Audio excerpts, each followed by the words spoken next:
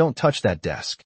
The words landed flat and cold in the middle of the empty office, sharper than the hum of fluorescent lights overhead, and Marcus Reed froze with the cloth still pressed against the polished surface, his reflection faintly staring back at him from the glass like a question he wasn't allowed to answer. It was 2:17 in the morning on the 38th floor, where the city stretched out in quiet grids of white and amber lights beyond the windows, and the only sound inside was the slow rhythm of his breathing and the soft drag of his sneakers across marble floors that cost more per square foot than the apartment he shared with his younger brother. He stepped back immediately, nodding once without meeting her eyes. "Yes, ma'am." His voice steady, practiced, the kind of tone you learn when the job depends on not being noticed. Evelyn Carter stood a few feet away, heels planted, arms loosely folded, her silhouette cut clean against the glow of the skyline. She had come back for something. A file? A signature? Maybe control. She always came back for control. Her gaze flicked from the desk to his hands, then back again. Something in the air shifted, subtle, almost invisible, like the moment before a storm decides whether it will break or pass. Marcus lowered the cloth slowly, careful, precise, the way he did everything. He didn't rush, didn't fumble. Even now, especially now, there was a quiet order to his movements. Each line straightened, each object returned to its exact place. Not because anyone would thank him, but because it mattered to him that things made sense when no one was looking. Evelyn watched longer than she intended to, longer than necessary, the kind of pause that didn't belong in her schedule. She noticed the way he aligned the stack of documents without reading the titles, yet somehow didn't disturb their order, how his fingers hovered just above the surface before touching anything, like he understood something about it, something deeper than routine. "You've been here every night this week," she said. Not a question, more like an observation she didn't expect to make. Marcus nodded once, eyes still lowered. "Night shift," he replied. Simple, contained. He didn't add more, didn't offer explanation, because explanations had never changed anything before. The silence stretched, not awkward, but heavy, like it carried something neither of them had named yet. Evelyn took a step closer to the desk, her fingers brushing the edge where he had just cleaned. It was spotless, of course it was, but that wasn't what held her attention. It was the feeling that something had almost been disrupted, something she couldn't quite define. She looked at him again, really looked this time, past the uniform, past the label that made him easy to ignore, and for a brief second, something unfamiliar crossed her expression. Not warmth, not yet, but curiosity, sharp and uninvited. "Do you ever?" she started, then stopped, the sentence catching somewhere between impulse and restraint. Marcus finally lifted his eyes, not fully, just enough to acknowledge her presence without challenging it. "Ma'am?" he asked quietly, and the room seemed to hold its breath with him. Evelyn hesitated, which was something she didn't do. Not in meetings, not in negotiations, not in rooms where decisions moved millions of dollars in seconds. But here, at 2:17 in the morning, with a man no one saw, she found herself searching for words that didn't belong to her usual language. "Wonder what it would be like," she continued slowly, her voice softer now, almost careful, "to belong on this side of the desk." The question lingered in the air, suspended between them like something fragile. Marcus didn't answer right away. His gaze dropped back to the surface he had just cleaned, the reflection staring up at him again. Only now it looked different, like it had been asked something it wasn't supposed to hear, and for the first time that night, the silence wasn't empty. It was full of something neither of them could ignore.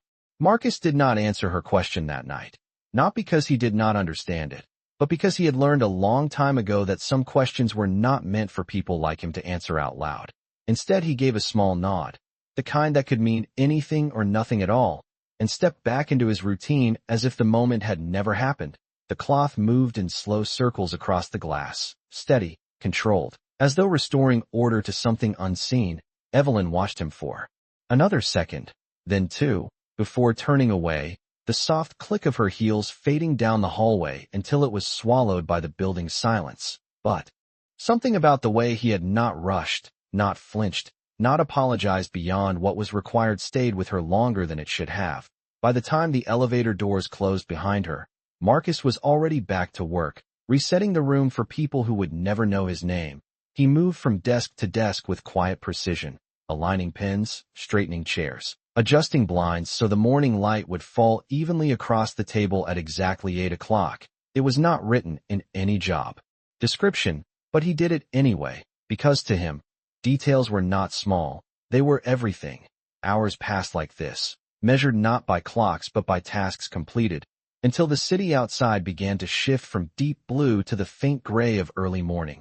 Marcus stepped into the break room just before 4, the vending machine humming softly as he pressed a few worn dollar bills into the slot. The coffee that came out was thin and bitter, but it was warm, and that was enough. He leaned against the counter, rolling the paper cup between his hands, his fingers rough from years of work that left marks no one ever asked about.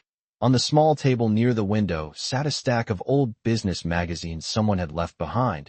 He picked one up absent-mindedly, flipping through pages filled with names and numbers and strategies that once felt familiar, not distant, not impossible, just paused. There had been a time when Marcus Reed sat in lecture halls under bright lights, scribbling notes, faster than professors could speak, a time when numbers made sense in a way people did not, when equations felt like truth you could hold.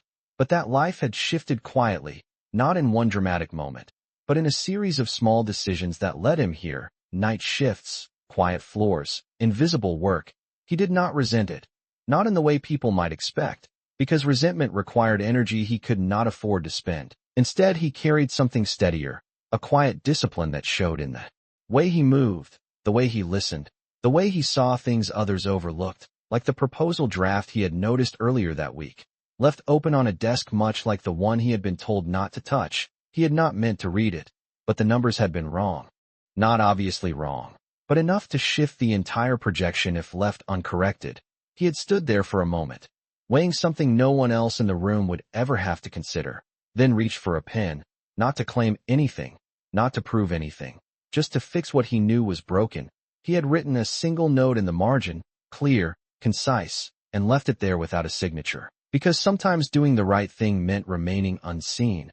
The next morning, the office buzzed with quiet tension. People gathered around that same desk, voices low, controlled, trying to understand how something so critical had been overlooked. Marcus passed through the hallway with his cart, eyes forward, expression neutral, as if the conversation had nothing to do with him, and no one looked twice, no one asked, no one noticed the man who had already moved on to the next task, because in a place like this, value was measured by titles and offices and the distance between floors, not by the quiet corrections made at 2 in the morning. And yet, somewhere above, in a glass office overlooking the city, Evelyn Carter stood still, staring at that same margin note, her fingers tracing the handwriting slowly, her mind catching on something she could not yet explain, because for the first time in a long time, something in her world did not add up, and she was not used to being the one who had missed it. Evelyn did not call a meeting right away, which in itself was unusual, because in her world decisions were made quickly and mistakes were addressed even faster. But this felt different, not like a mistake that needed correction, but like a thread that needed to be followed carefully before it unraveled something larger. She stood by the window of her office, the city below already alive with movement, cars lining up at intersections, people flowing through sidewalks in patterns she could predict without looking twice. Everything outside moved with purpose, structure, logic, and yet her attention remained fixed on the single sheet of paper resting on her desk. The margin note still there, simple, direct, undeniable. She had gone through the numbers 3 times now, then a 4th, and each time the same conclusion settled in. Whoever had written that correction had not guessed, had not speculated, they had understood. Deeply, precisely, in a way that most of her senior analysts had failed to. She turned the page slightly, studying the handwriting again, the pressure of the pen, the spacing between words. It was careful but not hesitant, confident but not showy, the kind of writing that did not try to impress, only to be clear, and that unsettled her more than any error ever could. A soft knock came at her door, followed by Daniel Harper stepping in without waiting for a full response, his suit perfectly tailored, his expression already carrying the faint edge of someone who believed he was about to be credited for something important. "You saw the adjustment," he said, a small smile forming as he moved closer to the desk. "I caught it early this morning. before it went to the board. Evelyn did not look at him right away, her fingers still resting lightly on the paper. "You wrote this?" she asked, her tone neutral, almost too neutral. Daniel hesitated for half a second, just enough to be noticed if someone was paying attention. "Yes," he replied, smooth, practiced. "It was a subtle error, but I have seen similar patterns before." Evelyn finally lifted her eyes to meet his, and for a moment the room felt smaller, tighter, like the air itself was waiting. "Walk me through it," she said, stepping back slightly, giving him space, not as an invitation, but as a test. Daniel launched into an explanation, words flowing easily, numbers referenced, logic outlined, but something in his delivery did not align with the simplicity of the correction itself. He circled around the point rather than landing on it, adding layers where there had been none, and Evelyn listened, not interrupting, not correcting, just observing, until he finished. "It prevents a potential loss of around 12% over the next 2 quarters, he concluded, confident, expecting approval. Evelyn nodded once, slowly, then looked back down at the note. "Interesting," she said quietly, "because the person who wrote this did not need all of that to explain it." Daniel's smile tightened, barely. "Well, I prefer to be thorough," he replied, and she let the silence stretch just long enough to make the difference clear. "Of course you do," she said, her voice calm, measured. But something had already shifted. She dismissed him with a small nod, and as the door closed behind him, the room returned to its stillness. But it was no longer the same kind of stillness as before. It carried weight now. Intention. Evelyn moved back to her desk and picked up the page again. Her gaze sharper, more focused. She turned it slightly, angling it toward the light, and that was when she noticed it, a faint smudge near the edge of the margin. Not ink, not quite, something else, like a trace left behind by a hand that had not been perfectly clean, subtle, easy to miss, unless you were looking for it. Her mind moved quickly, connecting details she had not consciously stored. The late hour, the empty office, the quiet presence she had interrupted the night before, the way he had handled the desk, careful but not afraid. And suddenly the question she had asked him returned, not as curiosity, but as something heavier, something closer to realization. She placed the paper down slowly, her fingers lingering for just a second longer than necessary, because for the first time, she was not thinking about who should get the credit. She was thinking about who had been invisible long enough to stop expecting it. And that thought did not sit comfortably in a room built entirely on recognition. That night, the building felt different to Evelyn.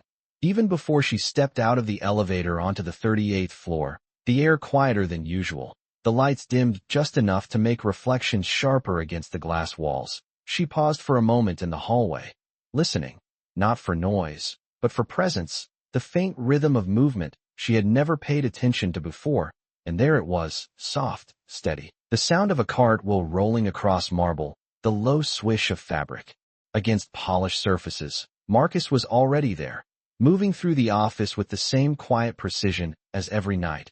Unaware that tonight, he was no longer invisible. Evelyn did not announce herself this time. She did not step forward immediately or let her heels echo down the corridor. Instead, she remained where she was, watching, observing the way he worked when he thought no one was looking. He approached the conference table slowly, adjusting each chair by inches, aligning them to a symmetry so exact it felt intentional. Then he moved to the main desk, her desk, the one she had told him not to touch. His hand hovered just above it again. The same pause, the same calculation, as if he respected boundaries even when they were not being enforced. Then carefully, almost reluctantly, he began to clean, not out of defiance, but because leaving it undone would have broken something in his own sense of order. Evelyn felt something shift again, not in the room, but in herself. A quiet discomfort at the realization that she had drawn a line he understood better than she did. She stepped forward then, just enough for her presence to register. Marcus noticed immediately, his posture straightening slightly, the cloth lowering in his hand. But this time he did not step away as quickly. He simply waited, calm, attentive, as if ready for instruction or correction. "You were in this office last night," Evelyn said, her voice even, but not as sharp as before. Marcus nodded once. "Yes, ma'am," he replied. The same steady tone. And the night before that, she continued, taking another step closer, her eyes not leaving his. Yes, ma'am, he repeated, and there was no defensiveness in it. No hesitation, just fact. Evelyn glanced briefly at the desk, then back at him. Did you see the proposal that was left here earlier this week? She asked, the question precise, deliberate. Marcus paused, not because he was unsure, but because he was choosing how to answer. The silence stretched just long enough to carry weight. I saw it, he said finally, his voice quiet but clear. Evelyn's gaze sharpened slightly. And did you write something on it? She asked, and now there was no room left in the question for avoidance. Marcus held her gaze for a second longer this time, then nodded, once, small but certain. Yes, ma'am, he said, and the admission did not come with apology, only honesty. Evelyn studied him closely, searching for something she could define, but what she found instead was the absence of what she expected. No arrogance, no fear, no attempt to justify himself. Just a calm acceptance of whatever came next. Why? She asked. The word simple, but heavier than anything she had said so far. Marcus glanced briefly at the desk, then back at her. Because it was wrong, he answered, as if that alone explained everything. Evelyn felt the answer settle in the room, unadorned, undeniable, and for a moment she did not respond, because there was nothing to challenge in it, only something to understand. She walked past him then, closer to the desk, running her fingers lightly along the surface he had just cleaned, the reflection of both of them visible in the glass.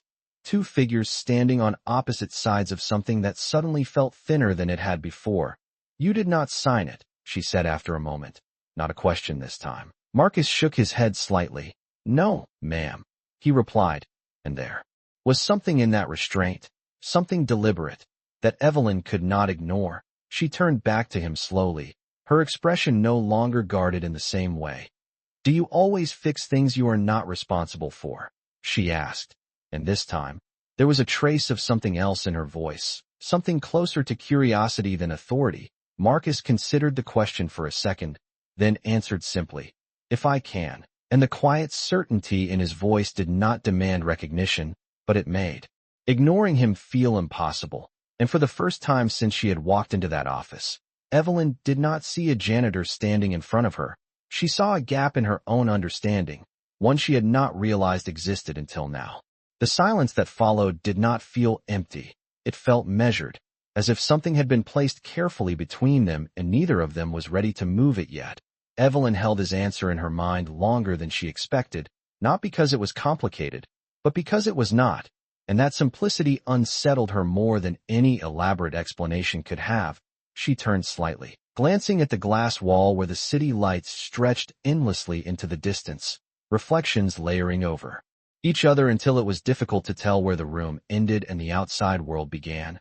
Most people here would not have noticed, she said finally, her voice quieter now, less like a command and more like a thought spoken out loud. Marcus did not respond immediately. He adjusted the cloth in his hand, folding it once with careful precision before answering. They probably have more important things to focus on, he said. Not defensive, not critical, just stating what he believed to be true. Evelyn let out a faint breath, almost a laugh, but not quite. Important, she repeated softly, as if testing the word against something new. She turned back to him, her posture no longer rigid, but still composed. And you do not? She asked, and this time there was something else in the question, something closer to understanding than judgment. Marcus met her gaze fully now, not challenging, but not avoiding either. I focus on what is in front of me, he said, and the way he said it made it clear that to him. That was enough. Evelyn studied him again, the way he stood, the way he did not shift under her attention, the way he seemed entirely present without trying to prove anything. And for a moment she found herself searching for the familiar signals she relied on in every other interaction. Ambition, insecurity, calculation, but none of them were there. Only something steadier, something she did not have a category for. Do you know what that mistake would have cost this company? She asked, stepping closer, not to intimidate, but to close the distance that no longer felt necessary. Marcus nodded once. Around 12% over 2 quarters, he replied. The number precise, delivered without hesitation. Evelyn's expression changed, just slightly, enough to register. "And you are cleaning floors at 2 in the morning," she said, not as an insult, but as a statement that no longer aligned with what she was seeing. Marcus glanced briefly at the cart beside him, then back at her. "That is what I am paid to do," he said, and there was no resentment in it, only acceptance. Evelyn shook her head faintly, as if rejecting something she had believed until now. "That is not what I asked," she said, her voice firmer again, not cold, but focused. Marcus paused, just for a second, then answered more directly. "I had other plans once," he said, the words simple, but carrying weight that lingered in the space between them. Evelyn did not interrupt. She waited, something she rarely did, and after a moment he continued. "Things changed," he added, not elaborating, not offering details, but the restraint itself said enough. Evelyn felt that answer settled differently than the others. It was not just about capability, it was about distance, about how far someone could fall out of a path without anyone noticing. She glanced again at the desk, then back at him. "If I had not seen that note," she said slowly, "no one would have known." Marcus gave a small nod.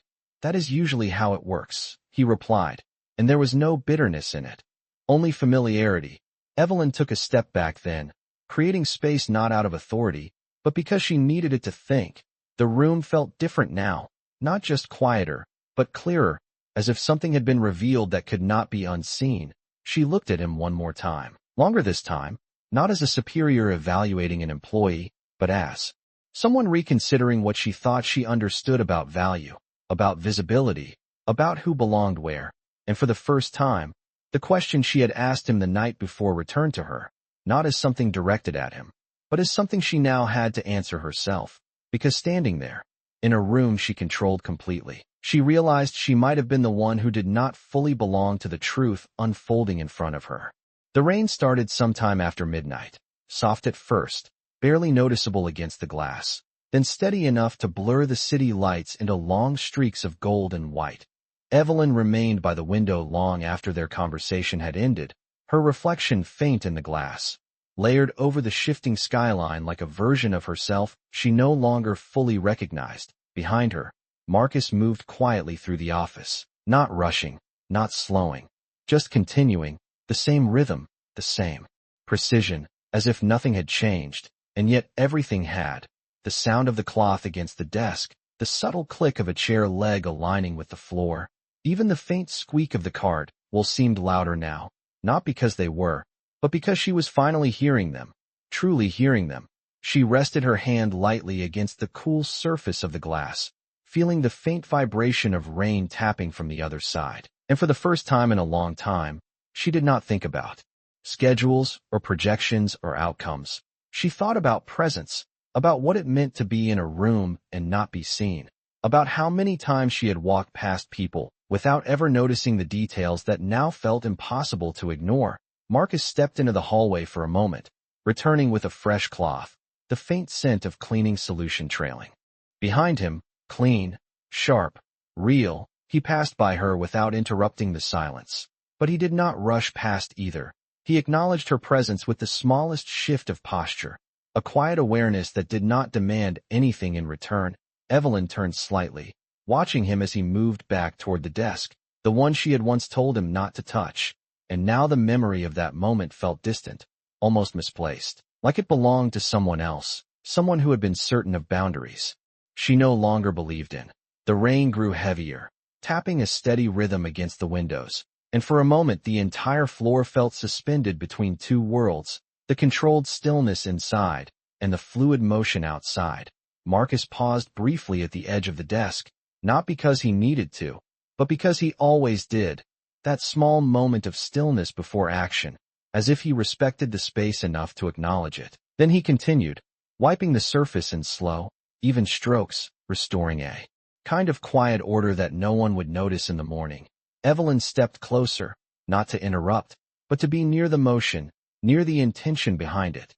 "Do you ever get tired of it?" she asked softly, the question almost blending into the sound of the rain. Marcus did not stop what he was doing, but he considered the question carefully before answering. "Of the work?" he asked, just to be certain. Evelyn nodded slightly. "Or of being the only one who sees what needs fixing," she added. her voice barely above the ambient sound of the room. Marcus finished the motion he was on, then set the cloth down neatly beside the desk, his hands resting lightly on the edge for a moment. Sometimes, he said, not denying it, not dramatizing it, just acknowledging it. Then after a brief pause, he added, but that does not change what needs to be done. Evelyn felt the weight of that answer settle into the quiet space between them.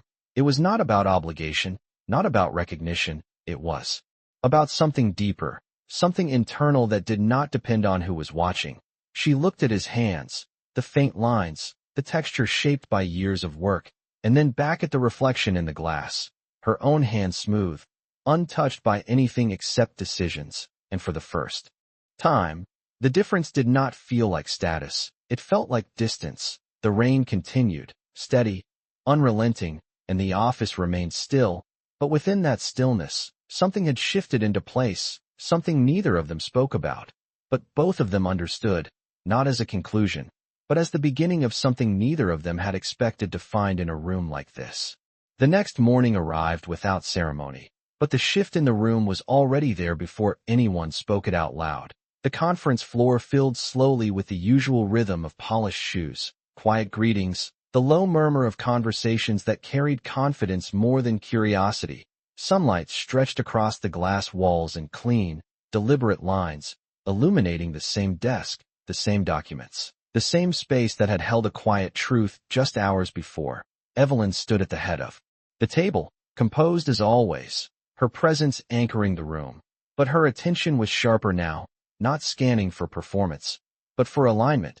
Daniel Harper sat to her right, already flipping through printed reports, prepared to present, his tone measured, assured, the kind of voice that had been rewarded many times before. As I noted in the margin, he began, tapping the document lightly. We corrected the projection error before it impacted the board review. A few heads nodded, the room accepting the statement without resistance, because that was how things usually worked. Authority flowed in predictable directions, and credit followed it. Evelyn did not interrupt immediately. She allowed the words to settle, to take their place in the air. Then she reached forward and slid the document slightly toward herself, her fingers resting on the edge of the page. Walk me through the correction again, she said calmly, her voice even, but carrying a weight that shifted the attention in the room. Daniel smiled faintly, confident, repeating his earlier explanation. But as he spoke, the details stretched, the clarity softened, and what had once been simple began to sound constructed. Evelyn listened without expression, her gaze steady, and when he finished, she did not respond right away. The silence that followed was not empty, it was deliberate. Then she turned the page slightly, angling it toward the light just enough for the margin note to be visible to those closest to her. The correction itself, she said slowly, is concise. Her eyes moved across the room, meeting each person briefly, clear, direct, and without unnecessary framing. Daniel's posture shifted almost imperceptibly, but enough to register. Evelyn looked back down at the paper, then up again, and yet, she continued, the explanation we just heard does not match that level of clarity. The room grew still, not tense, but attentive in a different way now. She reached for a second document, placing it beside the first. I had this reviewed independently this morning, she said, her tone unchanged.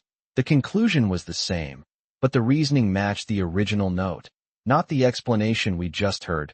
Daniel opened his mouth slightly, then closed it, his confidence recalibrating in real time. Evelyn did not raise her voice, did not accuse. She simply let the difference exist in the room, undeniable.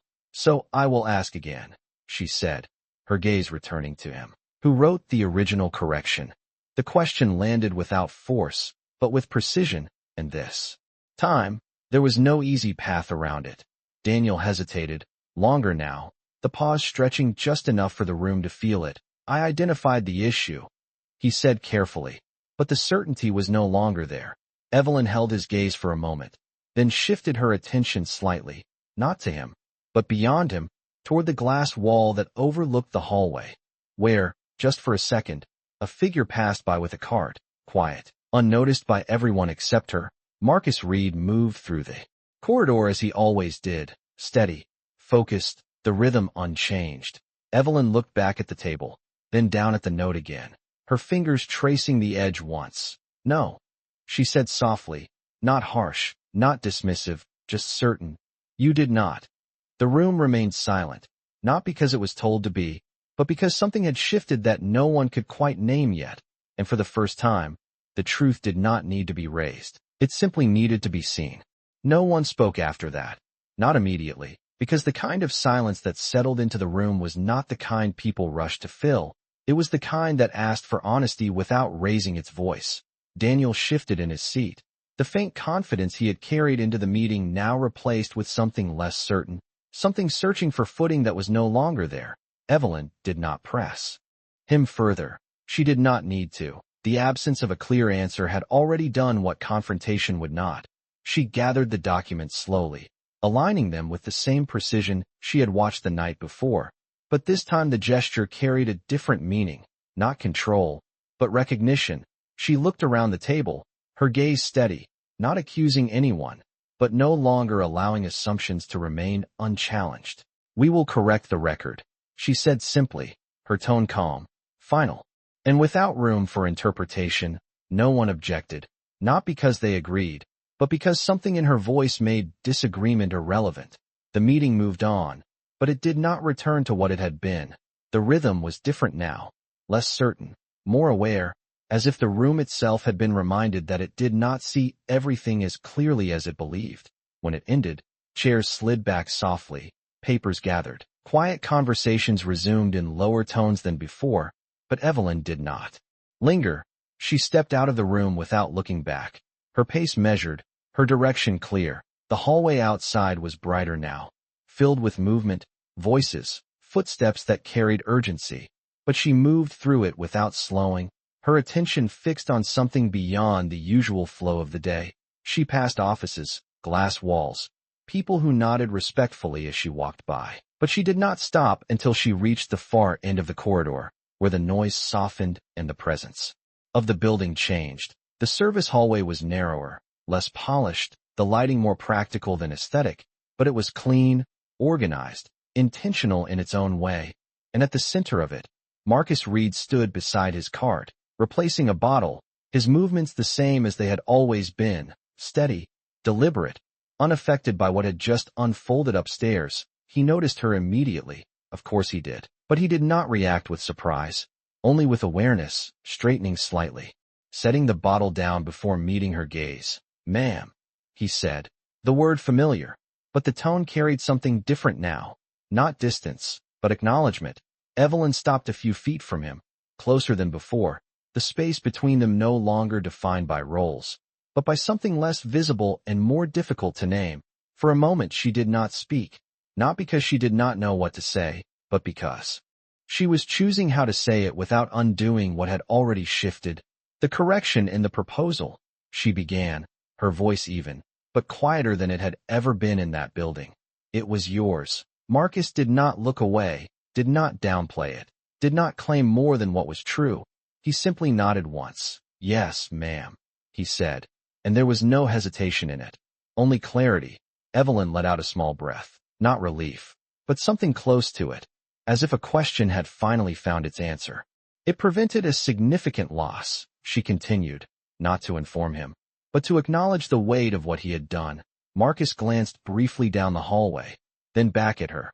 "That was the point," he replied, and the simplicity of it landed again, just as it had the night before, unguarded, unembellished. Evelyn studied him for a moment longer, then shook her head slightly, not in disagreement, but in recognition of something she had overlooked for too long. "You should have been in that room," she said, the statement direct. Without hesitation, Marcus held her gaze, his expression unchanged. "I was," he answered quietly, and for a second, the words seemed to settle into the space differently than expected, not as defiance, but as truth, because in the only way that had mattered, he had been there, his mind, his insight, his decision already shaping what the room had failed to see. Evelyn absorbed that, fully this time, without resistance, and in that moment, the difference between presence and recognition became impossible to ignore. She stepped slightly closer, not as a superior closing distance, but as someone choosing to stand on the same level. "Do you think," she began, her voice softer now, carrying none of the authority it once held, "we could start from where you already are?" And the question did not feel like an offer or a command, but something else entirely, something that acknowledged what had always been there, waiting to be seen. Marcus did not answer her right away, not because he did not understand the question, but because he understood it completely, and that made it heavier than anything that had been said before. The hallway around them remained quiet, the distant hum of the building moving on without noticing the moment unfolding at its edge. He looked at her, really. Looked this time, not as someone above him, not as someone to respond to carefully, but as someone standing in front of a truth that could not be undone once accepted. His hands rested lightly on the handle of the cart, steady, grounded, the same hands that had written the correction no one had seen, the same hands that had kept order in places that did not recognize it. "Start," he repeated softly, as if testing the word against everything it implied. Evelyn did not rush to clarify. She held his gaze, allowing the space for him to decide what it meant, not defining it for him, not shaping it into something that fit her world, because for the first time, she understood that it was not hers to shape. Marcus glanced down the hallway briefly, the familiar path of his routine stretching out in front of him, the offices he would clean, the floors he would reset, the quiet work that would continue whether this conversation happened or not. Then he looked back at her, and there was no hesitation left in his expression, only consideration. "I am not looking to be rescued," he said, his voice calm, even, carrying no resistance, only clarity. Evelyn nodded immediately, not defensive, not surprised, but understanding. "I am not offering that," she replied, and there was no trace of authority in her tone now, only sincerity. Marcus studied her for a moment longer, as if measuring something that could not be seen, something beyond words. Then he gave a small nod, not agreement, not refusal, but acknowledgement of what had been said, the kind of acknowledgement that opened a door without stepping through it yet. Evelyn exhaled quietly, not relief, but recognition of the shift that had just taken place. She did not extend her hand, did not formalize anything, because that would have reduced the moment to something transactional, and this was not that. Instead, she stepped back slightly, giving space, not distance, the kind of space that allowed something to grow without being forced. "Then we start with a conversation," she said, simple, grounded, and for the first time, the word felt appropriate. Marcus nodded once more, and that was enough. The agreement did not need to be spoken in full. It was already understood. The building continued around them, footsteps passing at the far end of the hallway, voices rising and fading, the steady rhythm of a place that did not pause for moments like this. But within that movement, something had quietly changed direction. Evelyn turned to leave, her steps measured, but not as distant as before, and Marcus remained where he was for a moment longer, his hand still resting on the cart, the same position he had been in countless times before, but it did not feel the same now, not because his role had changed, but because something else had been seen, something that had always been there. He picked up the cloth again, folding it carefully, placing it back where it belonged, the motion familiar, grounding. Then he moved forward, continuing his work, not as someone waiting to become something else, but as someone who already was. The hallway lights reflected softly against the polished floor, carrying his silhouette forward, steady, unchanged, and yet, for the first time, not invisible. And somewhere above, behind glass and steel and the quiet weight of decisions, Evelyn paused at the edge of her office, her hand resting briefly against the doorframe before stepping inside, not as someone returning to control, but as someone who had just learned how much she had not been seeing. The room was the same, the desk unchanged, the documents aligned, but the silence inside it felt different now, not empty, not cold, but open, as if it was finally ready to hold something more honest than before. And in that stillness, without words, without announcement, something settled into place, not loud, not dramatic, but certain, the kind of certainty that did not need to be spoken because it could already be felt in the quiet way everything moved around it.